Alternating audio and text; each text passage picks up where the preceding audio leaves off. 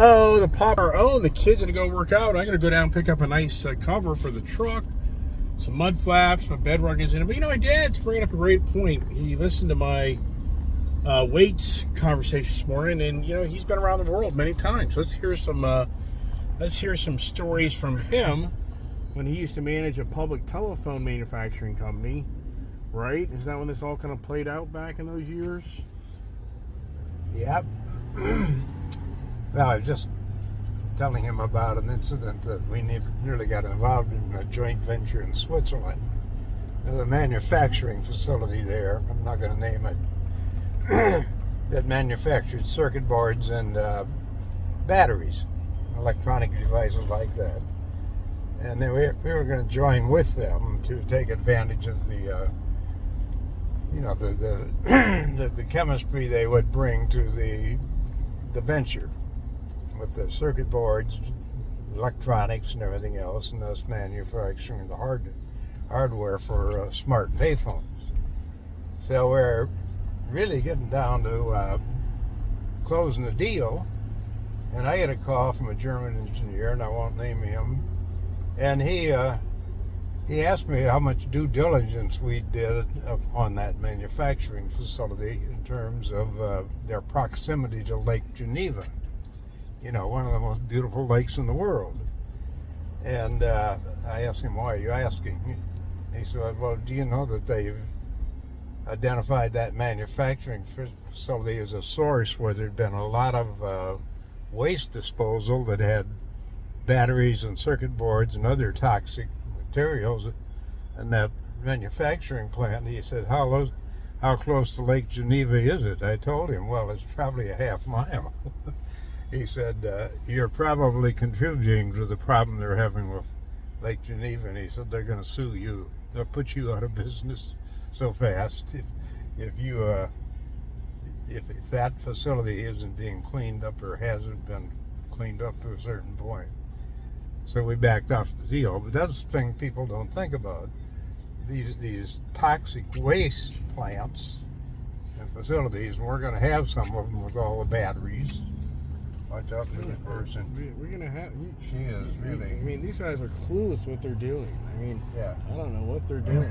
Okay. So we can, we can do everything we can about emissions with automobiles and everything else, and restricting these contributors, but you've got many places in the world where toxic chemicals and carbon monoxide is just being spewed into the atmosphere, and we're probably a very small percentage.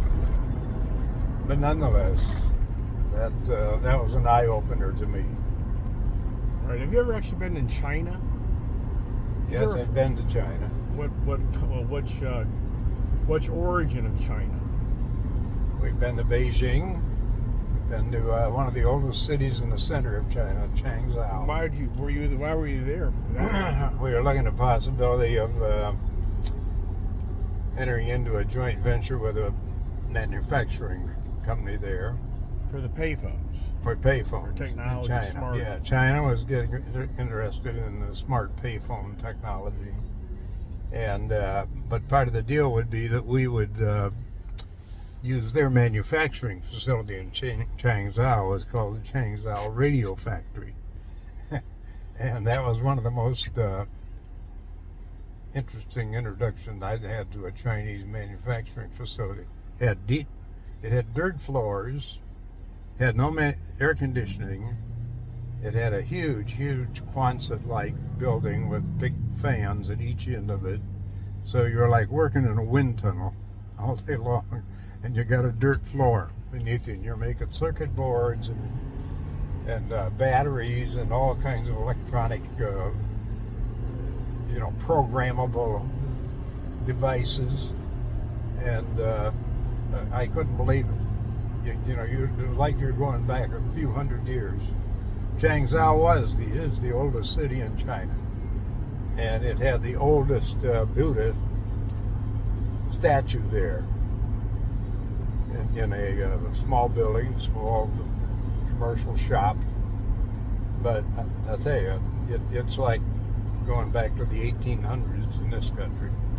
Oh, was that like back in like 98, 99? No, this would have been, yeah, it would have been in the 99 time frame. Yeah. Right.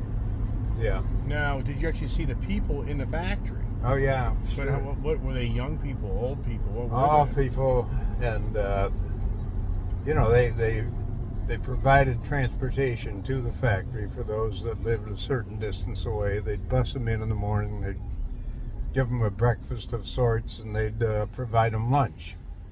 And then all of the restroom facilities were just large trenches with water running through them, and you know, the men and women did their duty right there next to one another, and thought But Dad, nothing of it. was it young kids or was it more? You Both. know, There were young people working in the factories. There were middle-aged and elderly. but not like Oh. 10-year-olds. Oh no, I didn't see anything. I didn't see real just exploitation of real. Right. You know, they were young. That was at the other factory, Yeah, that was the other factory. right? Yeah, exactly. But how long were you in China? Oh, about a week. I Did you think go? we were in Beijing 4 or 5 days, and we were in Changzhou a couple days. So you had a translator. Yes, we had a translator traveling with us. Did you ever Yeah. Mm-hmm. intimidated or concerned for your well-being? No, they were very gracious, and even our interpreter, she was just ecstatic because the week I was there, China went to a 6-day work week, From what? and from 7-day. So she was going to get Saturdays off now for the first time ever in her life, and she was just ecstatic about that because now she could do her shopping and whatnot on Saturday, whereas otherwise they were having to do it in the late evenings, you know, when they got off work at 5 and 6 o'clock, and a lot of the commercial establishments shut down at like 8 or 9. But it's just just a different world, totally different world. Did you see any other parts of China? Did I see what? What other cities? parts? Beijing. Went to Beijing. Well, Beijing was, you know, it was a pretty sophisticated city, and you saw just great contrast in the way things. A big international hotel was being built across the street from where we were staying, and they were still using oxen and carts and big wheelbarrows to move concrete, building materials around from the ground level up to this 20 or 30 story building that's being built, a hotel. Really? And you got oxen and you got laborers, you know, pushing these big hand carts or wheelbarrows, if you want to call them that, and bamboo, a lot of bamboo construction going into that thing.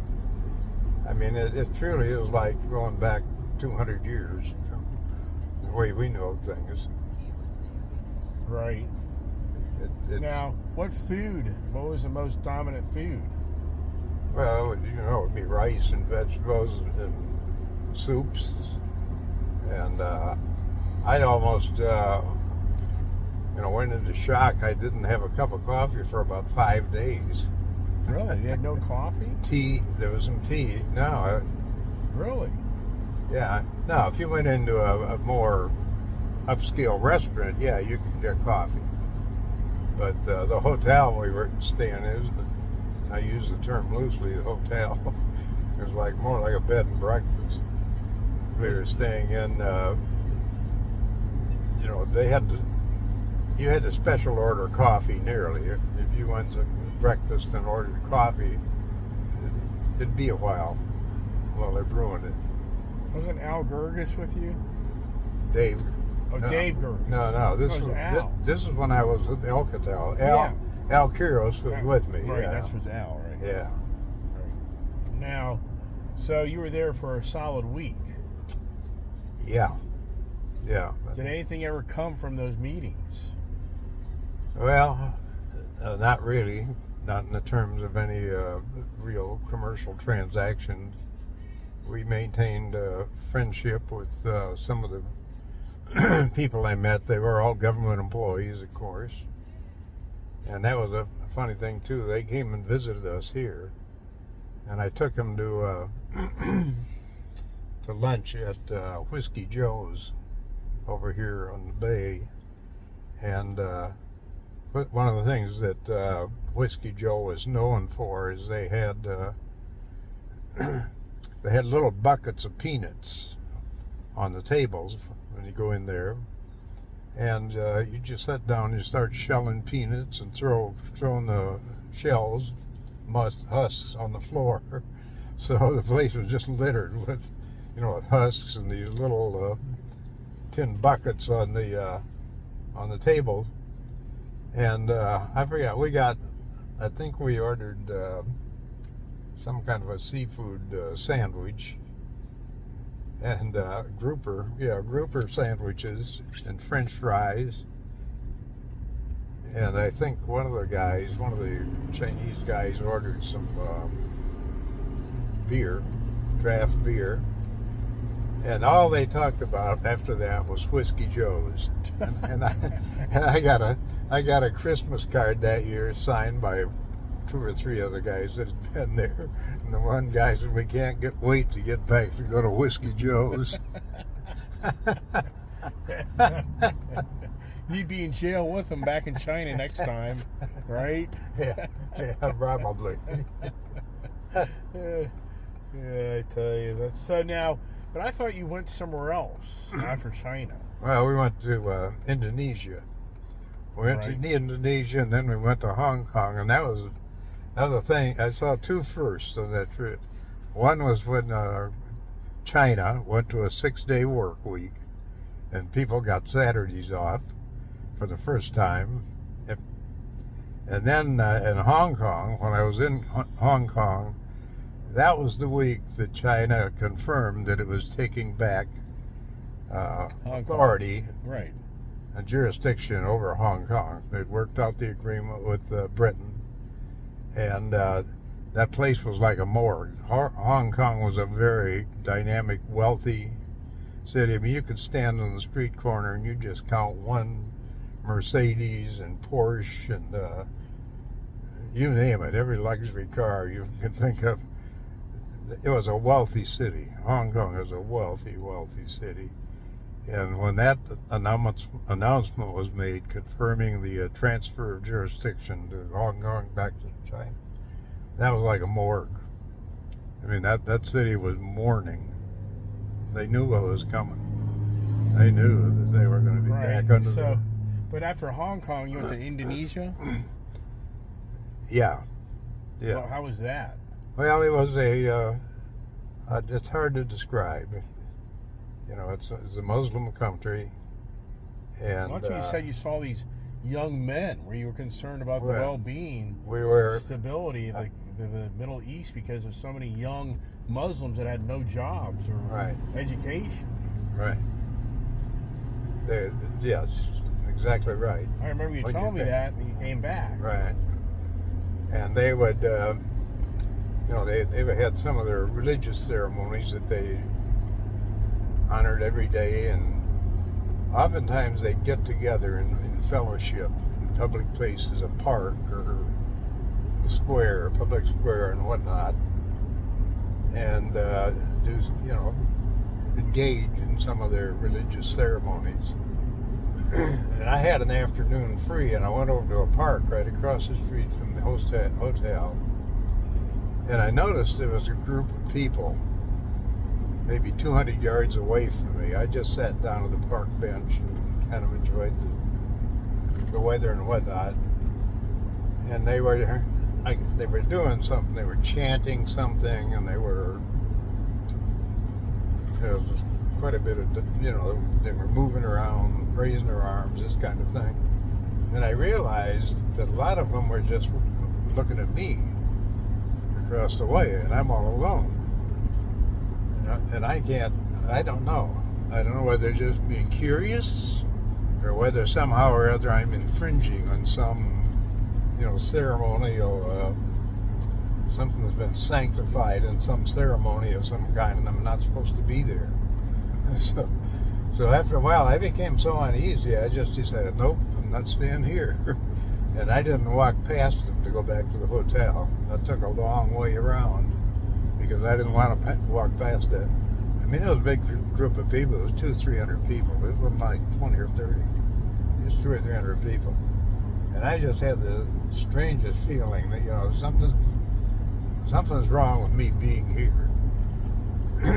And when you walk into the main airport there, when you come through the front door, you see on the back wall in black and red letters, anyone convicted or found smuggling drugs or involved with the drug trade would be punished by death. That was the sign was on that wall for anybody to see. So they may supply drugs to the rest of the world, but boy, they don't use them. But that was about the extent of it. And we never really, we had a contact there that was with us as an escort. And we never really got anywhere because he said, if you enter into a enterprise here, the state has to own it. You can't own it. You might work out some agreement where you get like revenues or royalties or something, but you cannot have ownership in that. There's no private ownership. Yeah. Yeah, so that was, but that was the last stop when they came back home. No, Hong Kong was. Well, I mean, with those three countries, or what you traveled around the world, how long were you gone? Oh, almost 2 weeks. Right. Yeah, all told, almost 2 weeks. Dwight Jasmine was with me. Right. All right, well, there you go. There's the Popcorn World Travel Stories. And you traveled quite a lot. You lived on airplanes most of your career, right? Yeah, kid. The irony to my dad is we'll have a conversation about his Air Guard, Air Force adventures here another time. But the interesting thing is he wanted to be a pilot, a commercial pilot, and in so many ways he was, because you literally lived you lived on airplanes most of your career. Well, think about it.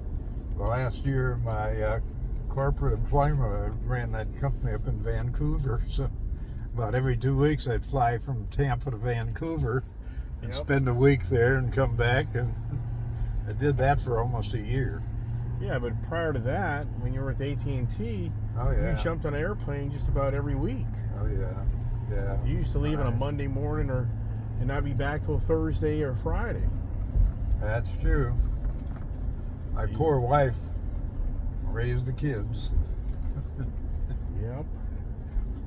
Right. All right. We're here at Carl. Pick up my parts. So I think I'll drive around here and even spend more money. And that'll be something really cool here that we'll start looking at and say, yeah, let's buy that. Yeah, let's buy that. You've got the one who can't say anything, but I love it.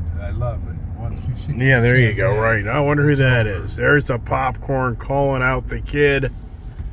So, wonder if he bought the white dually. They had a white dually back there, but I don't know. All right, where do I park this thing, right? There's all the parts back there. So I don't know. We'll have to go in and find out. I would think I'd be better off in the back right there. We'll just park here. All right, I was right. Let's put the big ass truck on the other side of the building. So who wants to carry parts? Let's get back in with the storyteller. How about that idea? So that was the right idea. And they said bring the truck over there. So we're going to do that. There's our RV back there. All right, Dad. Yeah. Let's go buy an RV today. Let's be wild. Let's just go buy something else. Let's go buy an RV. Yeah, Popcorn and I get outgoing. My the wife, my mother, people get worried. Good. Is that mine? Good that can't be mine.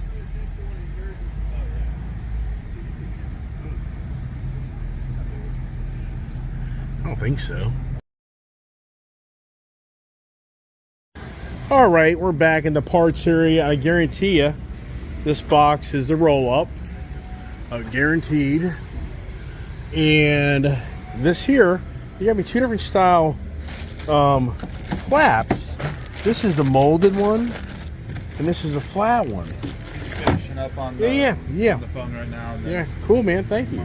But he's gonna give me the option of the molded or the flat. So, but am I okay? Am I gonna screw anything up right now? If anybody shows up, I'll just, you know, whatever. All right. So this here, if you look right here, this already has the pre-drilled mounts. Do I luck out? So nope. I can tell. Nope. It ain't gonna work. Nope. Wrong one. Wrong one. But I know for a fact they make the right ones. So I do know that. There's another one over here. Check that out.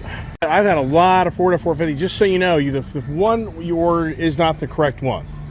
So I've already done that. I've done it. So there literally is, if you come up front here and look, you see there's actually, it's already pre-drilled for you to put a factory molded mud flap. But the one you ordered, it happens.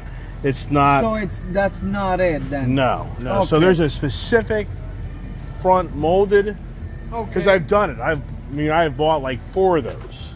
Let me go put the VIN number there real quick. Want me to help work with you? And so here's a question: is this the? Yes. So I can load that, right? Yep. You can take that. The only one that came in was this one right here. 1, 2, 3. So Yeah, the bed road. yes, and then Right. the mud flaps. I gotta check it real quick. Okay. All right, I think Shaquille O'Neal. Shaq. That's right. He's known as the Shaq Man. I think you got it now. Pretty sure this is it. It's a very lame. You know, it's incredible. My last Dule I had the very, very expensive, pretty mud flaps. They're like $1,000, and there's so much work to put them on. So this should be it. I think you got it, because you see here, there it is. You got it. Sir. Yep. All That's right. it. See how lame it looks, because it's just so plain Jane. But that's perfect. Hey, it protects it. But the Gator, you can get Gator mud flaps through Ford Accessories. Okay. But you're basically $1,000 for the back ones. Oh my goodness. Because it's all chrome, stainless steel, the brackets. Well, that I have makes sense. videos. I used to have videos on how to put them on. Really? Yes, I've done my F250s, I've done my F450s, and they're really cool. But there's so much work to put them got on. on the channel? Yeah. Really? Yeah, I do. Right I mean, on, this man. guy that owned this, he already put these on, and I like it. It's a clean look. It I does look good. Yeah, Since it's a right. dually. Right, now I'm just not up for it's a freaking project. It's a project. Yes. I bet. And I mean, better off just hand it to your guys in the shop so you do it. So, all right, so you got it right. So I got the other one in there. This rails belongs to your This right here. tonneau cover. Yes. Oh, that belongs there too. It's 2 boxes. Yeah. Oh, good. Thank you, sir. Absolutely. All right, we're leaving. They say get the hell out of here. The Iceman talks too much. Got my cover, rails, mud flaps, and we're good to go. And you know, anybody watch my channel, I have all the how-to videos on how to put all this stuff in. Is Popcorn taking a nap on me? Did he give up on me? Do we take him to the watch store? I don't know. Might want to check that out. But anyways, I have how-to videos on how to do all this stuff I just bought. On big trucks, small trucks, Ford Rangers, Ford F-150s, Ford F-250s, Ford F-450s, long beds, short beds. I have every video of you putting in bed rugs and these roll-up covers, mud flaps. I'm not lying. You just look up my channel and you type in the type of truck you have and how to, and it'll tell you, and it'll have my pretty face showing you what to do. Wow. So here we are. Here is what I should have done. I can't believe I didn't do it. I just can't believe it's so aggravating. I could have pulled it off. Could have bought a piece of property back here. And this is back in 2018 when the real estate market was not that hot. I mean, it was not. And for me, this is a really cool little area. And a developer bought out a little piece of area back here that's borderline trashy, but at the same time, it's not bad. No HOA. And the guy was so wanting to sell me a piece of property. I literally got them down. Oh, here it is. I got them down to 2 properties for close to the price of 1. And yeah, and so you pull in. Yeah, this is the Iceman's type of neighborhood, right? Yeah, and it's the brick paved road, which I questioned that. And he was like, oh, eventually we're going to get that all cleaned up and fixed, which yeah, right. I'll believe that when I see that. But it's very dark back here. There's no lights. But these are now $500,000, $1 million homes. So there it is. There's the house that I was going to build on the corner. So these are literally $600,000-$700,000 homes. And for me, I had a deal done where I could have had 2 houses. I was going to have 2 houses on these 2 lots. I mean, I'm sorry. I was going to have 1 house on 2 lots. Yeah. So I literally had a deal on the table to have both these pieces of property. I was going to put the house in between both of them so I could have a nice garage. And sure enough, you know, somebody did it. So that's something. Wow. So yeah, there it is. Yeah. Yep. Oh well. Nice porch. Yeah, and I was gonna have my garage over there and everything. And there's a lake way down there. Port Tarpon Lake. Tarpon Lake. So yeah, the Iceman, and then so the goal was to be able to park like 5 vehicles, if not 6, on that property. But the only negative thing here is, I mean, they're kind of coming to the home stretch, but this was literally 3 years of construction back here. So if you actually lived back here, it was borderline aggravating. And then this road is a junk road. There's no lighting back here. There's no sidewalk back here. So, you know, resale, you know, that's the only thing is, will you get the money? In this Florida market, you probably would, because everybody and their brother is willing to pay a lot of money for the piece of property. So, yep, that would have been my residence right back there, separate from my parents. And where's the real estate crash? Hey, Dan the man that tells everybody the whole world's coming to an end. We're telling about the real estate crash. Anybody have any properties that are distressed and are worth half? I mean, I'm just waiting for the market to crash down here so I can buy that $1 million home for $500,000. I mean, I'm waiting. I really am. I can find that $500,000 home for $250,000. I mean, I don't think it's going to happen. I don't see it happen in Florida. It may happen in other states, other areas, but can anybody share any stories on my channel of the distressed properties? Oh, wait, wasn't that your property? Right? Yeah, I thought yours was a distressed property. Yeah, right. Yeah. If you follow my videos and follow our deep conversations, you'll get that statement right there, Popcorn. Exactly. All right, let's get up the road. Paul's button. I'm personalizing it for the Iceman. Should have known there were. Yeah, my dad's sharing stories back on Longboat Boulevard. He had a boat dock and a boat in the back of the yard, and we used to always my dad used to always go boating out there in the lake, the man-made lake. But come to find out years later, there were what? Alligators in there? Yeah. Yeah, so my dad's like, hey, come on down, let's all go swimming in the nice man-made lake. I took a bunch of my church buddies' children out once in the afternoon. 4 or 5 of them were out there swimming with my grandson. Weeks later, I see a gator on my deck behind my boat. I thought, oh my God, what if one of those kids had been caught by the gator? Oh, I'd gone to jail for manslaughter. Yeah, I told you. No good deed goes unpunished, man. Popcorn will let you have fun at your own expense. Exactly. That's your ticket. Yikes, right? Yikes. My dad's saying he did forget about one more city, Taiwan. Country island, Taiwan. Well, city, yeah. China. It's about 60, 80 miles off the coast of China, and it's under Chinese jurisdiction. And, well, no, it's not. It's a independent country, but Chinese is trying to take it under its jurisdiction.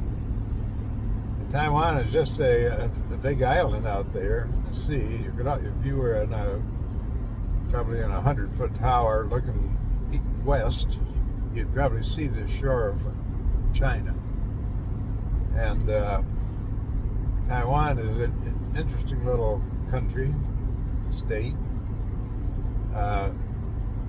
All the boats, it's surrounded by water, so there are a lot of boats, docked around that island. But all of the boats belong to even though they belong to individuals, the country has the right to take those boats in the case of combat or war, to use them as part of the military.